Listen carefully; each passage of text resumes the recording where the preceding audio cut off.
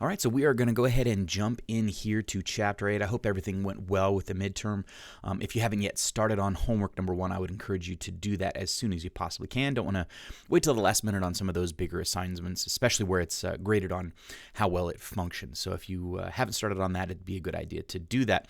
So as we jump into Chapter 8, we're kind of on the downhill here. You covered the majority of the material for the 101 class already up to this point, so the rest of this is going to be a little bit more like the icing on the cake.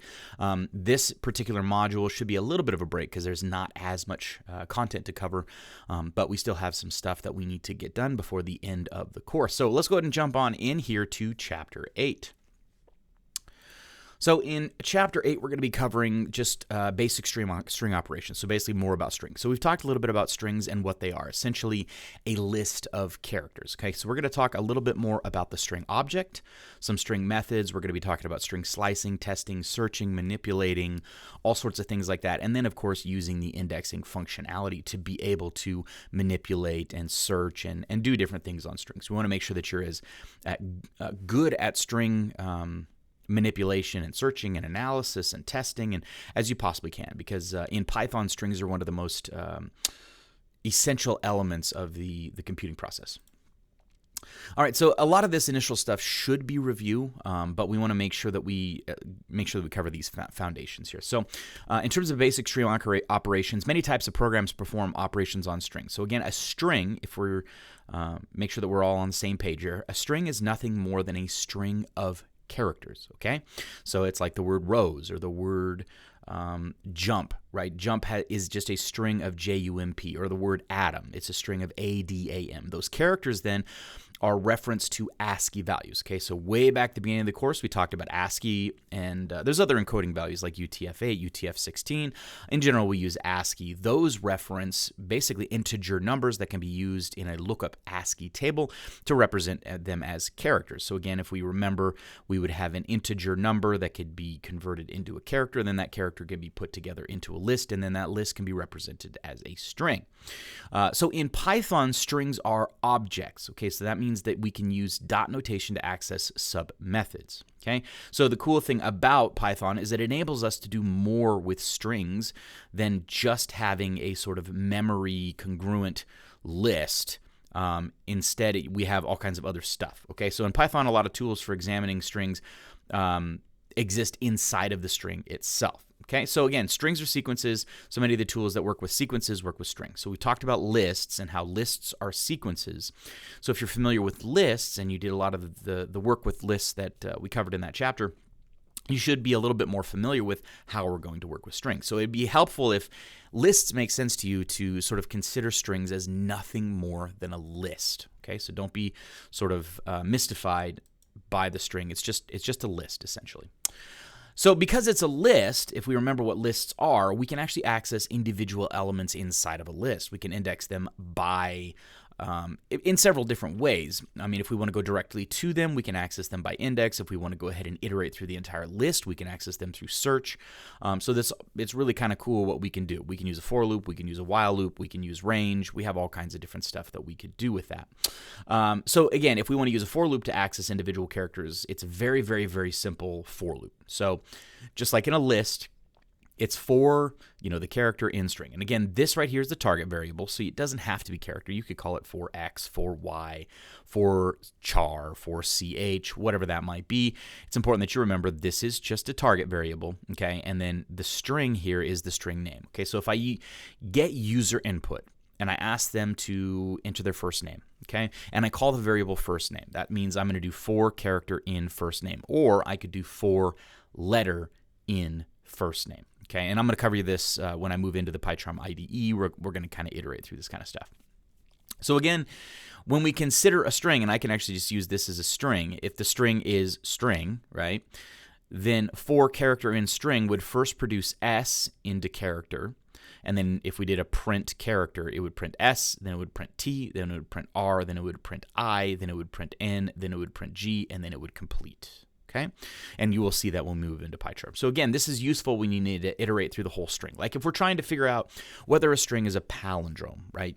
You can use this sort of a thing to check first and last and see if they match. Okay, so you can also use indexing, as I mentioned. Each character has an index, just like in a list, specifying its position within the string. So just like any other list, we always start at 0. Okay, we're computer scientists here. We don't start at 1, we start at 0. Okay, so that means at the 0th index in the word string is S. At the first, T. At the second, R. Third, I. So on and so forth. Okay, so again, we start at 0, and that means that we can actually get the character out by using our square brackets. Okay, so that means I can have, say, first name with the square brackets, and I can put 0, 1, 2, 3, 4 to grab an actual element out of that string. And again, I'll show you all of this. So as we're sort of looking at the iterations in a for loop, this is sort of what you would see, as I kind of mentioned to you earlier. So the name is Juliet for CH in name. Okay, so name is the variable name. Okay, we'll just imagine that name equals Juliet up here. For CH in name, print CH. Okay, so first iteration is going to grab J. It's going to throw that into CH, and then it's going to print J. Second, it's going to go ahead and grab the U. It's going to put that into CH. It's going to print the U, so on and so forth. LIET. Okay, so that's the way that works. So again, if you want to use indices, you always start at 0. Okay, so if I have the string roses are red, I have 12 indices starting at 0. Okay, so I want you to think about this for a second. So we could call this my string equal is roses are red. Okay, if I want to grab this R, how would I do that? I want you to think about that for a second. If I want to directly grab this, I don't want to do a for loop. So that means I'm going to use an index.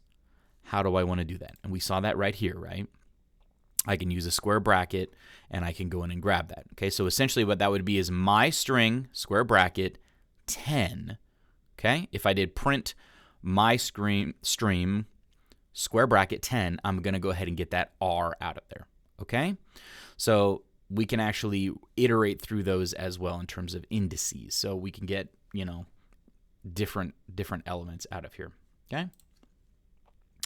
So accessing the individual characters in a string, as we're doing this, it's important to remember that this is a list. Okay, so as we recall, if we try to go outside the number of elements in a list, we get an index error. Okay, so it's the same thing with the string. A string is nothing more than a list.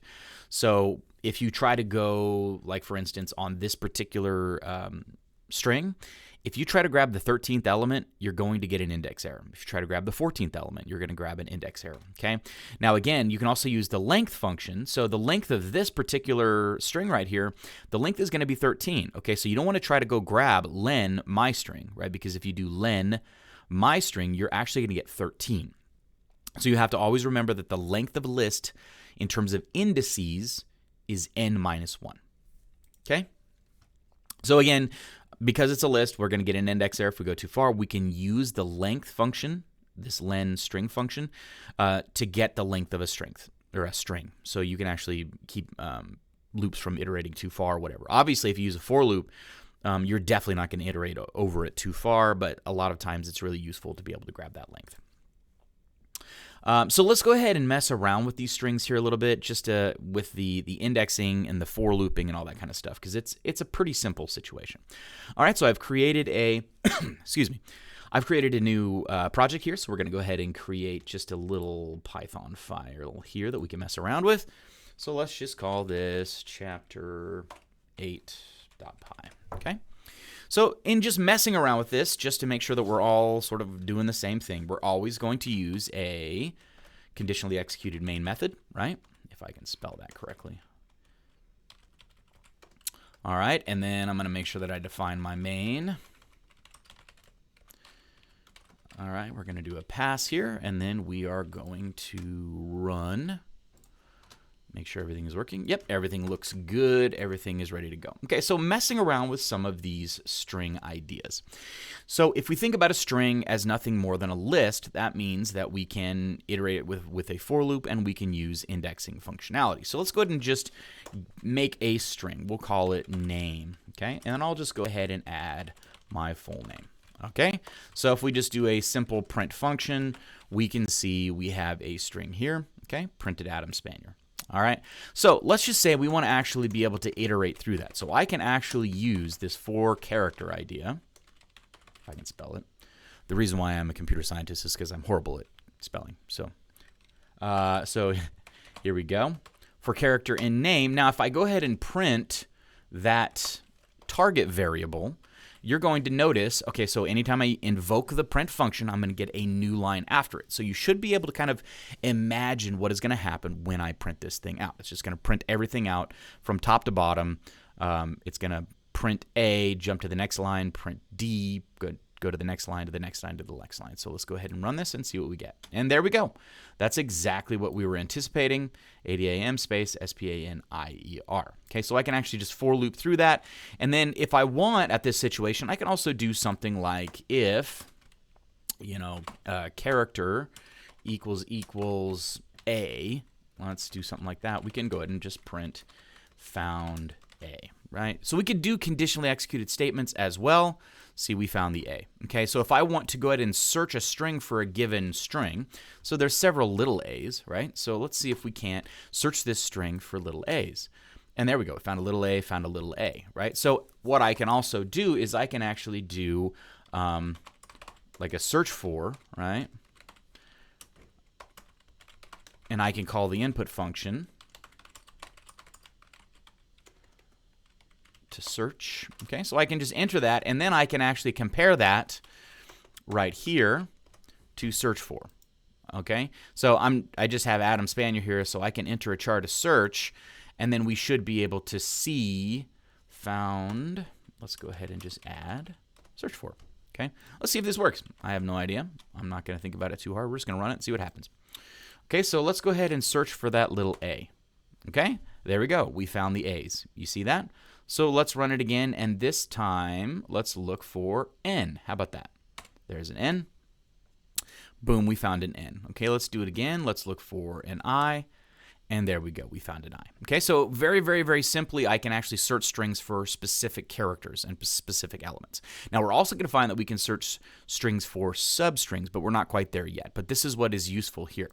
Now, we can also access elements inside of this string via indexing. Okay, so let's say I just want to get, I don't know, S. Okay, so if you think about this, 0, 1, 2, 3, 4, 5, we should be able to access that directly using the square brackets. Okay, so there we go. I should be able to print out S. Okay, now I can do that same thing with, 6. There we go. Now, if we go ahead and print the length of this, just to demonstrate, so with length of name, we're going to go ahead and get the length of it, which is 12. So now if I try, just to establish this index error idea, if I try to do length